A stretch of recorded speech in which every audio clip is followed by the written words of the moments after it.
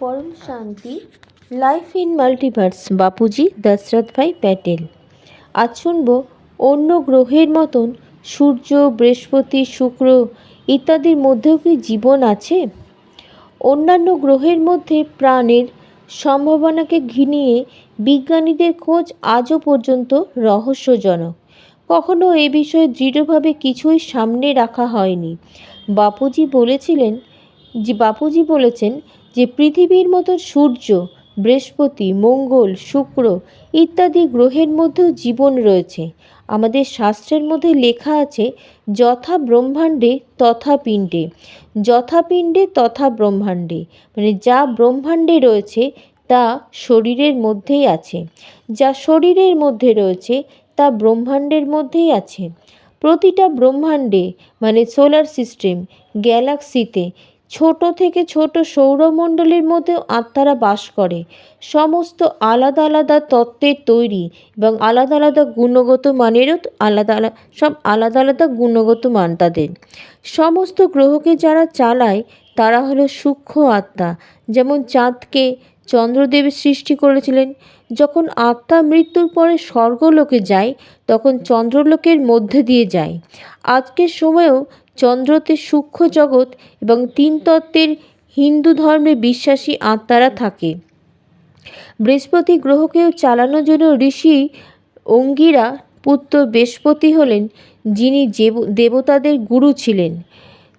সেখানে তিনটি তত্ত্বের আত্মা রয়েছে যাদের শরীর হলো বায়ু তত্ত্বের। শুক্রাচার্য শুক্র গ্রহের সৃষ্টি করেছিলেন। আজও শুক্রাচার্যের পরিবার এবং তার রচনা শুক্র গ্রহের মধ্যে রয়েছে। সূর্যকেও সূর্য দেবতা বলে সম্বোধন করা হয়, মানে সূর্যকে যারা চালায় তারা হলো সূক্ষ্ম ও চৈতন্য আত্মা। সূর্য গ্রহের মধ্যে থাকা আত্মাদের শরীর আকাশের তত্ত্ব ও অগ্নির তত্ত্ব দিয়ে তৈরি, মানে তাদের সূর্য গ্রহের ভেতরে যে সমস্ত আত্মা থাকে তারা আকাশতত্ত্ব আর অগ্নিতত্ত্বের তৈরি তাদের বডি। আকাশতত্ত্ব এবং অগ্নিতত্ত্ব দিয়ে তৈরি আত্মাদের স্থূল অগ্নি প্রবাহিত করতে পারে না। এই আত্মারা সূর্যের কেন্দ্রবিন্দুর মধ্যেও যেতে পারে। আমেরিকার অ্যাপোলো 11 মিশন যখন চাঁদে যখন পৌঁছেছিল তখন চাঁদ থেকে অন্তরিক্ষের যাত্রী, অ্যাস্ট্রোনমার্স এবং নাসার কথোপকথনকে টিভির মধ্যে লাইভ দেখানো হচ্ছিল। বলা হয় যে এই কথোপকথনের সময় হঠাৎ এমন কিছু হয়েছিল যার কারণে 2 মিনিটের কথোপকথন নাসা কেটে দেয়। প্রশ্ন হলো এটাই যে সেই 2 মিনিট কথোপকথনের সময় কী এমন হয়েছিল যা সমস্ত বিশ্ব থেকে লুকিয়ে রাখা হয়েছিল। নাসা তারপরে চন্দ্রের মধ্যে 3টি মিশন অ্যাপোলো 18, 19, 20কেও বাতিল করে দিয়েছিল। এমনটা কেন? চাঁদের মধ্যে কি সূক্ষ্ম জগতের আত্মারা বসবাস করে?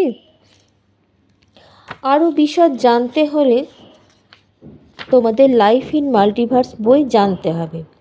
বাপুজি আরও বলেন যে নিজের গভীর ধ্যানের মধ্যে দিয়ে দেখলেন যে অ্যাপোলো যানটি চাঁদের মধ্যে নেমেছিল সেই সময় সেখানে অন্য আরেকটা যানও শনি গ্রহ থেকে এসেছিল, কিন্তু চাঁদের মধ্যে বসবাসকারী সূক্ষ্ম জগতের আত্মারা সেই দুটি যানকেই তাড়িয়ে দেয়, মানে সরিয়ে দেয়।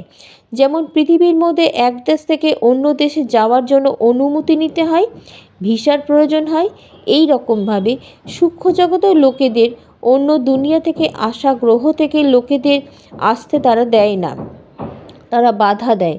কিন্তু এখন সূক্ষ্ম জগতের মধ্যে চুক্তি করা হচ্ছে, তারাও এখন একে অপরকে নিজ নিজ গ্রহের মধ্যে আসতে দেবে। সূক্ষ্ম জগতের মধ্যে এমন অনেক রহস্যময় ঘটনা ঘটতেই থাকে যা নাসার লোকেরা দেখতেই পায় না। এমন আরও তথ্য পেতে life in multiverse Bapuji Dashrath bhai Patel life in মাল্টিভার্সের বই তোমরা ফ্রি PDF পেয়ে যাবে poromshanti.org থেকে। তোমরা নিয়ে নেবে। এটা 16, 17 অনেক ভাষায় আছে। ঠিক আছে? পরম শান্তি।